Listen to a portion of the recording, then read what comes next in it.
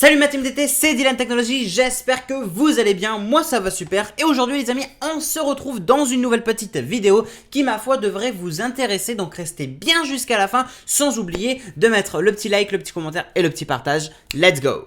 Et ouais les gars, déjà 4 mois avec le MacBook Air M1. Et ouais, c'est le MacBook Air M1 que j'avais acheté du coup il y a 4 mois de ça. Et justement, je me suis dit, il serait peut-être temps de refaire une petite vidéo avis. Vous en avez déjà eu des vidéos avis, hein. Mais là, on serait sur un avis qui serait beaucoup plus poussé, beaucoup plus constructif, beaucoup plus détaillé et beaucoup plus sérieux parce que cette fois-ci, c'est un avis après 4 mois d'utilisation, que ce soit des utilisations intensives ou non, répétées ou non, etc. Bref, je vais tout vous dire parce que ça fait 4 mois que j'utilise le MacBook Air, donc M1 que j'avais acheté du coup chez Amazon quand j'ai galéré à trouver des stocks bien sûr. Mais bon bref, du coup voilà, j'ai le MacBook Air M1 que j'utilise maintenant depuis 4 mois. Je l'utilise pour tout, que ce soit pour des fins pro ou des fins perso, que ce soit pour du montage photo, vidéo, que ce soit de la 4K, que ce soit du divertissement ou même du jeu vidéo. Je l'utilise pour tout et je l'utilise tout le temps et j'utilise que ça pendant déjà depuis 4 mois. Donc je vous propose de faire un petit avis test pour savoir un petit peu à quoi s'attendre du coup sur ce MacBook Air et est-ce que il faut vraiment l'acheter, est-ce qu'il vaut vraiment en final son prix, etc. Donc restez bien jusqu'à la fin, c'est parti. A few moments later. Donc voilà, on est sur ce fameux MacBook Air M1, donc configuration de base, 8 Go de RAM, enfin bon bref, tout est basique, il n'y a pas eu quoi que ce soit. Donc on a bien évidemment les deux ports USB-C sur le côté, avec bien évidemment de l'autre côté du coup le port mini jack. Je sais pas pourquoi il continue de nous foutre un port mini jack, alors que sur les iPhones il n'y a déjà plus rien sur par rapport à tout ça. Mais bon, c'est pas grave. Bref, on est toujours du coup sur ce fameux MacBook Air M1 avec 8 Go de RAM. Par rapport aux applications que j'utilise, donc vous les voyez beaucoup s'afficher ici sur le dock. Donc on a des applications basiques comme Google Chrome, des trucs comme ça. À côté, j'utilise bien évidemment Final Cut Pro et Photoshop également. Donc déjà deux gros logiciels qui vont pas mal bouffer en termes de batterie ou même de puissance, etc. C'est surtout la puissance qui nous intéresse. Je vais tout vous expliquer dans la vidéo, donc vous inquiétez pas. Mais bon, voilà à quoi du coup ressemble ce fameux petit MacBook Air M1 en configuration basique. Bon, du coup voilà, vous l'aurez compris, effectivement c'est une configuration basique qu'il y a sur ce fameux MacBook Air M1. Donc sa dernière version est à 11.2.3 de macOS Big Sur.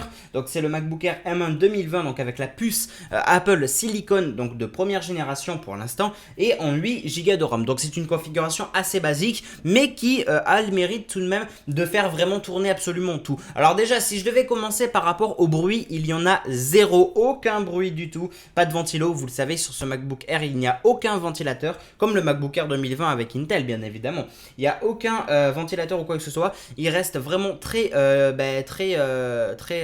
léger également, très léger, sans aucun bruit ni rien. Par rapport du coup, alors est-ce qu'il chauffe ce Mac? Parce que c'est une question qu'on m'a déjà posée, qu'on m'a déjà demandé, est-ce que le fameux MacBook chauffe? Alors la réponse est oui, le fameux MacBook. Par exemple, quand je vais faire un montage vidéo sur Final Cut Pro, en général je fais en 1080p, mais ça m'arrive de faire du 4K de temps en temps. Quand c'est du 1080p, le Mac va chauffer un petit peu, ce qui est tout à fait normal, parce que là c'est la puce Apple Silicon qui va bien tourner entre le GPU et le CPU, etc. Donc carte graphique, etc. Les cœurs, etc. Donc tout ça forcément va chauffer un petit peu quand je vais utiliser Final Cut Pro. C'est tout à fait logique, ou même Photoshop par exemple. Mais ça chauffe vraiment très légèrement. Par contre, si je veux faire tourner un jeu, j'ai fait déjà le test, j'ai fait tourner par exemple les Sims 4. Et bien les Sims 4, qui est d'ailleurs très difficile à obtenir sur Mac, mais je l'ai eu. J'ai réussi parce qu'en fait si tu télécharges directement le launcher Origin, ça marche pas. On va comprendre pourquoi. Par contre, si tu télécharges une ancienne version, ça marche. Bref, on s'éloigne. Quand j'ai testé du coup les Sims, en effet, le Mac a beaucoup plus chauffé. Mais rien d'inquiétant, il était assez chaud comme un ordinateur en mode gaming pourrait l'être au final. Mais ça s'arrête là, d'accord? Une fois que je coupe les Sims 4, que je le laisse 2-3 minutes en repos, on va dire ça comme ça, il va vite refroidir. C'est pas du tout un problème. Il chauffe un petit peu, certes, mais ça va. Vraiment, c'est assez léger quand même et c'est assez tranquille. Par rapport à la batterie, eh bien pour la batterie, c'est aussi c'est une catastrophe dans le bon sens, hein, je dis. Hein. Parce que moi j'ai du mal à vider la batterie, c'est pour vous dire. Je me lève, il est 7h30. Je me couche, il est minuit, 1h grand max. Bon, ça arrive un tout petit peu plus, un tout petit peu plus tard, mais bon, bref, on va dire que c'est ces heures-là. Donc de 7h30 du matin jusqu'à au moins minuit, il est allumé ce Mac. Et à chaque fois, ça fait une semaine, à chaque fois que je vais me coucher, j'ai encore 41% de batterie. Je me souviens de ce 41 parce que je sais pas pourquoi, mais c'est 41 à chaque fois. Hein. 41% de batterie. Vous imaginez juste le truc. Alors oui, je ne fais pas forcément des montages tous les jours. Je ne joue pas tous les jours, mais de tout ce que je vais faire, eh bien, il tient bien la batterie. Effectivement, si je fais beaucoup de montage, bon ben là, peut-être, ça m'arrive de finir le soir avec 15-20% de batterie, je vous l'accorde. Mais il m'en reste, c'est ça le truc. Par contre, si je fais les Sims par exemple, là, il m'arrive, ça dépend le temps que je vais passer à jouer, mais il peut m'arriver effectivement à ce que je reste 15 à 20% de batterie, voire des fois un petit peu moins, 5 à 10, voire encore moins. Mais c'est plutôt rare ça quand même.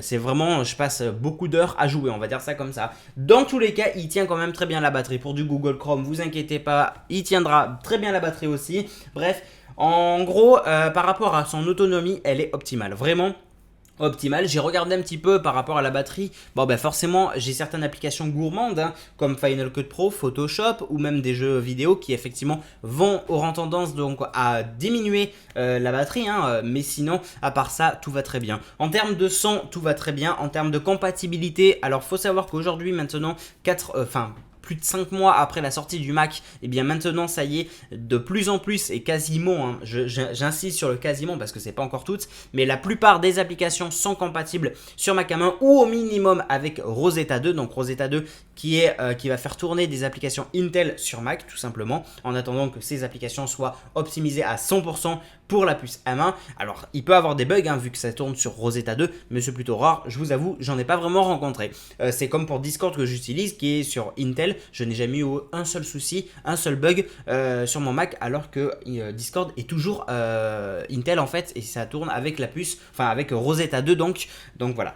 Par rapport à tout ça, bah écoutez, moi je suis très content de cet achat pour l'instant, je suis très content de ce Mac parce qu'il fait très bien son taf, j'avais besoin de la puissance, j'avais besoin d'une autonomie et c'est le cas. La puissance, donc on est sur du 8 Go de RAM, on a donc avec la puce M1 donc le GPU et le CPU directement intégrés avec le nombre de cœurs, les 8 cœurs. Et bien écoutez, je suis satisfait parce qu'il fait quand même son taf. Même si ça reste une configuration de base, et bien je peux faire tourner des vidéos et je l'ai déjà fait en 4K et ça c'est magique, c'est vraiment magique. Il n'y a aucune latence supplémentaire, aucun bug, rien du tout, tout va très très bien. Pour info, je suis sur la dernière version de Final Cut Pro pour faire des montages 4K par exemple. Donc voilà, ou même des montages photo 3D sur Photoshop, il y a zéro problème. Voilà, faut savoir que ça c'est plutôt cool parce que c'est vrai que sur un MacBook Air avec une configuration basique sous Intel, eh bien on pouvait rencontrer des petits soucis pour faire des montages vidéo 4K ou des trucs comme ça. Au début, ça peut peut-être marcher une ou deux fois, mais c'est vrai que c'est compliqué. Au final, pas du tout, parce que là c'est pas un MacBook Air, avec la puce Intel et une configuration basique comme ça, juste simple. Non, là on est, même si ça reste une configuration basique, parce qu'on peut l'améliorer, on a une puce M1 qui est à la hauteur d'une puce Intel de 7ème génération au minimum. Donc ça reste quand même plutôt pas mal et franchement non, je suis vraiment très très content et très satisfait de ce Mac. Donc voilà ce que je vous disais, ça fait 4 mois et pour l'instant j'en suis encore très satisfait. Il fait très bien son travail, il y a zéro souci de ce côté là, j'ai constaté quasiment aucun bug non plus. Ça m'est arrivé d'avoir 2-3 bugs comme ça sur le Mac, mais c'est rien du tout, c'est pas méchant et sur 4 mois ça va vraiment. Franchement, je suis très satisfait et du coup, je vous conseille d'acheter ce Mac. Si vous êtes par exemple un étudiant qui a besoin d'un Mac pour vos cours par exemple, eh bien sachez que ce Mac, il est aussi fait pour vous. Parce que même s'il a énormément de puissance et que vous allez peut-être pas faire des montages vidéo en 4K comme moi, ben vous allez très certainement avoir besoin d'une très grosse autonomie et je vous le garantis, il y en a suffisamment. Par sécurité, je vous conseillerais toujours de vous munir de votre chargeur sur vous, mais bon, en temps normal, à part si vraiment vous utilisez des applications très gourmandes et qu'il est H24 allumé. Mais sinon, voilà, vous n'aurez pas forcément besoin de le charger à la journée ou alors au minimum le soir. Moi, ce que je fais, c'est que même si j'ai 41%, et je sais que c'est pas très bien, mais même si j'ai 41% de batterie, eh bien, je vais le mettre à charger le soir. Pourquoi? Parce que même si c'est pas bien, en fait, si je le mets pas à charger demain à midi par exemple, eh bien, j'aurai plus de batterie. Et moi, si j'en ai besoin à ce moment-là, et j'en ai toujours plus besoin à la journée, c'est logique. Surtout que la journée, ouais, pour certaines tâches, j'en ai vraiment besoin, je peux pas faire autrement. Eh bien, si je dois le mettre à charger et que j'utilise ça, j'aime pas du tout. Limite, je préfère largement le mettre à charger avec 41%, mais ne pas l'utiliser, que le mettre à charger et l'utiliser en même temps. Vous voyez ce que je veux dire? Donc voilà. Moi, c'est comme ça que je procède. Mais sinon, j'ai toujours de la batterie, j'ai toujours ce qu'il faut. La puissance, elle est toujours là, il y a zéro problème. Par rapport au Bluetooth ou au Wi-Fi, franchement, c'est nickel aussi. On est sur un Wi-Fi de dernière génération, Bluetooth, pareil. Tout va très bien de ce côté-là. Les connectivités sont très très bonnes. Donc, moi, je suis vraiment satisfait et je vous le conseille. Maintenant, si vous n'êtes pas un étudiant, mais que vous êtes une personne juste lambda qui est fan d'Apple et qui veut améliorer son Mac, qui veut changer de Mac, bah, je peux aussi vous le conseiller parce que ça reste quand même un très bon rapport qualité-prix. Là, cette année, franchement, à Apple, ils ont vraiment fait très fort par rapport à ça. Ou après, si vous êtes un amateur et que vous faites beaucoup de montage vidéo, photo par exemple, eh bien, ce Mac est aussi fait pour vous. Franchement, dans tous les cas, le Mac, ça reste un très bon rapport qualité-prix. Ce MacBook Air M1, il est vraiment génial. Bon, ben voilà les amis, c'est la fin de cette vidéo. J'espère en tout cas qu'elle vous aura plu. Comme d'habitude, n'oubliez pas de liker, commenter, partager. N'oubliez pas de vous abonner et d'activer la cloche pour recevoir toutes les notifications. Comme ça, vous serez au courant de tout. Là, je vais bientôt sortir des vidéos astuces. Il y a une grosse catégorie que je vais faire. Il y a beaucoup de vidéos, des grosses vidéos très lourdes qui vont arriver sur la chaîne. Donc restez bien connectés, abonnez-vous, activez bien les notifs et n'oubliez pas, c'est très important de me suivre sur les réseaux sociaux, Facebook, Twitter, Instagram, Snapchat, TikTok, Discord, bref, tous les réseaux sociaux, c'est hyper important. Je compte sur vous la team d'été. Merci à tous d'avoir vu cette vidéo. On se retrouve donc dans une prochaine et peut-être ce soir en live, je vous tiens au courant dans tous les cas. Donc voilà, merci à tous et on se retrouve du coup dans une prochaine vidéo. C'était Dylan Technologies. Salut tout le monde, ciao.